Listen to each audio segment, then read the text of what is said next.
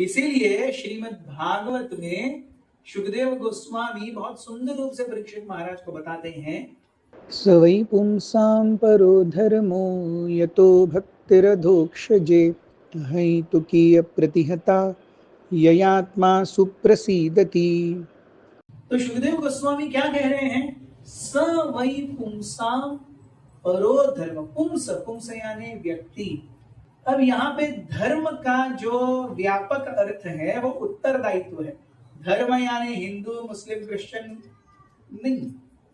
जब भी हम शास्त्रों में धर्म शब्द का उपयोग देखते हैं, दैट धर्म रेफर्स टू रिस्पॉन्सिबिलिटी, उत्तरदायित्व, कर्तव्य। जैसे जो स्टूडेंट्स हैं उनके लिए उनका धर्म क्या है? स्टडी करना, ये धर्म है। सो हम इस जीवन में कई सारे धर्म निभा रहे हैं। बेटा बेटी होने का धर्म निभाते हैं, पिता माता होने का धर्म निभाते हैं, भाई बहन होने का धर्म निभाते हैं, माता पिता होने का धर्म निभाते हैं, मित्र होने का धर्म निभाते हैं, ऑफिस में हमारे पोजीशन के हिसाब से उसके उत्तरदायित्व को निभाते हैं। लेकिन इन सब से महत्वपूर्ण है भगवान के प्रति हमारा उत्तरदायित्व। क्या है वो उत्तरदायित्व? यतो भक्तिर अधोक्षजे, भक्ति करना, भगवान की भक्ति करना, यह प्रथम उत्तरदायित्व। और वो भक्ति कैसी हो? अहेतु की अप्रतिहता। अहेतु की मतलब मैं किसी हेतु से, मेरी कोई इच्छा है इसीलिए मैं नाम ले रहा हूं, मेरी कोई इच्छा है इसीलिए मैं सत्संग में आ रहा हूं, मेरी कोई इच्छा है इसीलिए मैं सेवा कर रहा हूं, ऐसा नहीं। केवल भगवान को प्रसन्न करने के लिए कर रहा हूं। मैं एग्जाम में पास हो जाऊं अच्छे नंबर से इसलिए मैं हरे कृष्ण महामंत्र जप करता हूं, ये भक्ति नहीं हुई।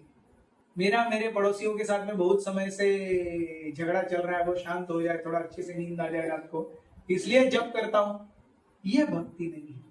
मेरे ऊपर कोर्ट केस चल रहे हैं, वो ठीक हो जाए, सॉल्व हो जाए, नौकरी नहीं लग रही है, नौकरी मिल जाए, इसलिए मैं जप करता हूं, तो वो भक्ति नहीं है।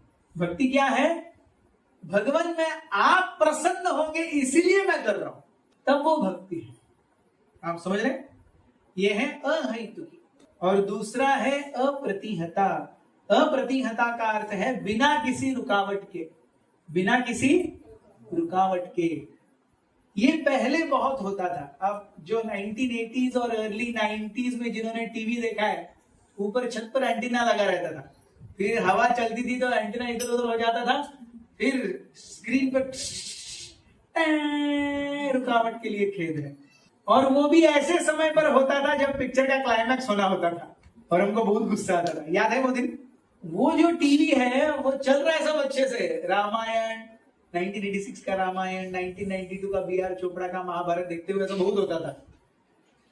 टीवी का एंटीना का डायरेक्शन चला गया, सो अप्रतिहता, जब रुकावट आती है तो हम भी अपनी भक्ति रोक देते हैं, है कि नहीं? जीवन में बहुत कष्ट आ गया, अरे माला भूल जा, जब सब प्रॉब्लम सॉल्व हो जाएंगे माला करेंगे। जिंदगी में कब सारे प्रॉब्लम किसी के सॉल्व हुए? कोई है माई का लाल जिसके जिंदगी में सारे प्रॉब्लम सॉल्व हुए? ऐसा कोई है? तो हम उनकी सार्वजनिक रूप से पूजा करेंगे। कोई है जिसका सारा प्रॉब्लम खत्म हो गया जिंदगी का? नहीं।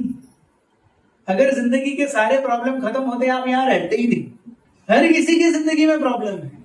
वो 8 साल का बच्चा हो, 15 साल 16 साल का युवक हो, 25 साल की युवती हो, 8 साल के बच्चे के लिए प्रॉब्लम है उसकी माँ पिताजी उसको साइकिल ही नहीं दे रहे। 12-15 साल के युवक के लिए प्रॉब्लम है कि उसको बहुत पढ़ाई करनी पड़ रही है। 25 साल के युवक के लिए प्रॉब्लम है, 22-23 साल के युवक के लिए प्रॉब्लम है कि उसको नौकरी नहीं मिल रही है।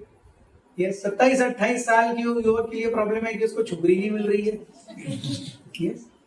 छोकरी मिलने के बाद प्रॉब्लम है 35-36 तक की बच्चा ही नहीं हो रहा है। 40-45 में प्रॉब्लम है कि बच्चा ऐसा कैसा हो गया। 50 साल की उम्र में प्रॉब्लम है कि यार अभी 10 साल ही रिटायरमेंट के लिए है, कुछ सेविंग है ही नहीं। हर किसी के जीवन में प्रॉब्लम है, इसके जीवन में प्रॉब्लम है।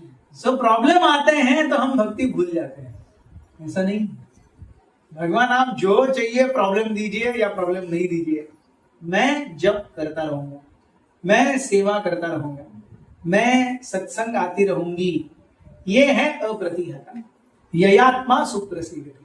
इट इज एग्जैक्टली लाइक जैसे शादी के बाद आप सभी, कई सारे भक्त मैं देख रहा हूं, कम से कम 30-35 साल का शादी का एक्सपीरियंस है। Yes, many faces I am seeing. Yes, तो आपकी पत्नी के साथ झगड़े नहीं हुए क्या? बहुत हुए कि नहीं? होते ही रहते कि नहीं? यस, लेकिन इसलिए आप डिवोर्स लेते हैं क्या? नहीं, उसे कहते हैं अप्रतिहता। झगड़ा है, सुबह दोपहर शाम झगड़ा है, लेकिन डिवोर्स नहीं है, उसे कहते हैं अप्रतिहता। यस, बिना रुकावट के साथ में चलेंगे, सुबह दोपहर शाम झगड़ेंगे लेकिन साथ में चलेंगे।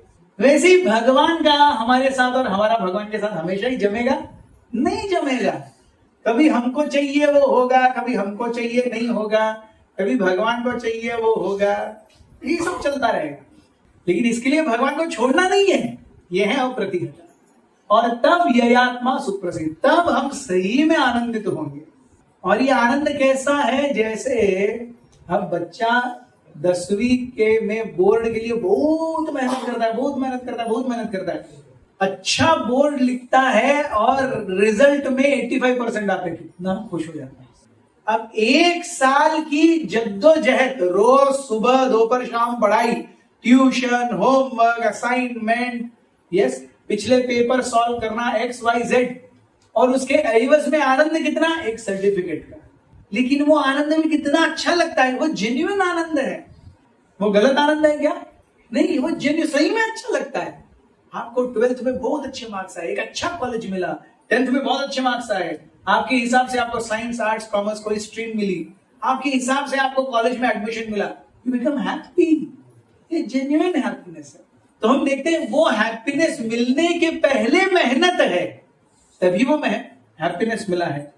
अच्छा, कॉलेज में एडमिशन मिल गया, अब क्या? अब फिर से मेहनत है। कॉलेज में एडमिशन मिल गया, अब हो गया क्या? नहीं, फिर से 4 साल की मेहनत है। फिर 4 साल कॉलेज में मेहनत करते हैं, कॉलेज छूट जाता है, अब हम जॉब करेंगे। जॉब मिल जाता है तो कितना आनंद है, लेकिन बाद में फिर से मेहनत है, रोज ऑफिस जाना है। तो हर आनंद के पीछे मेहनत है, हर आनंद के आगे मेहनत है, हर आनंद के पीछे मेहनत है, हर आनंद के बाद मेहनत। केवल आनंद ही आनंद है। आनंद ही आनंद गड़े जिगड़े तिगड़े सोही गड़े, ये सब गोलोक वृंदावन में होता है, वो इधर नहीं होता है। तो इसीलिए हम भगवत गीता जैसे शास्त्रों को जब पढ़ते हैं, आत्मसम्मत करते हैं, यस, तब हम जानते हैं वस्तु स्थिति क्या है, व्हाट इज एक्चुअलिटी। ये भौतिक जगत जो है, ये स्क्रीन पर जैसे एक्शन रोमांस शुरू, जैसे कट रोमांस खत्म, ये है बॉलीवुड का जगत। और हमको लगता है हम भी उधर ही जी रहे हैं। हम जब भी कोई पिक्चर देखते हैं, हम अपने आप को रणबीर कपूर के जैसा समझते हैं, और जब भी कोई लड़की देखती है अपने आप को दीपिका पादुकोण समझती है। हम अपने आप को वहां लेके चले जाते हैं। इसीलिए तो वो माया है क्या? वो वहां है ही नहीं, वो पर्दा है, सिर्फ पर्दे के ऊपर परछाई गिर रही है, उसमें हमको हिलते डुलते रणबीर कपूर और दीपिका पादुकोण दिख रहे हैं, वहां वो एक्चुअली है ही नहीं। और वो पर्दे पर सिनेमा दिखाने के लिए बाकी सब अंधेरा किया जाता है। यही है भौतिक जगत। आपको इस भौतिक जगत की चकाचौंध दिखाने के लिए भगवान ने यहाँ पर अंधेरा किया हुआ है। इसमें माया के रूप में हम अपने आप को रणबीर कपूर या रणबीर सिंह और किसी और को दीपिका पादुकोण समझ के रोमांस करते रहते हैं, और एक दिन पिक्चर खत्म हो जाती है। जिंदगी बहुत छोटी है, जिंदगी बहुत सुंदर है। जिंदगी हमें भगवान से रूबरू कराने का एक अवसर दे रही है। इस अवसर को हमें खोना नहीं चाहिए। हम अपने कर्तव्य ना करें ऐसा नहीं है, लेकिन कर्तव्यों में इतना दब जाए कि भगवान को ये भूल जाए, ये मूर्खता है। यही भगवत गीता सिखाती है। भगवत गीता यही सिखाती है। हमारा प्रथम कर्तव्य है भगवान के प्रति, बाद में बाकी सारे कर्तव्य इस भौतिक जगत में जो कुछ भी चल रहा है उसके प्रति।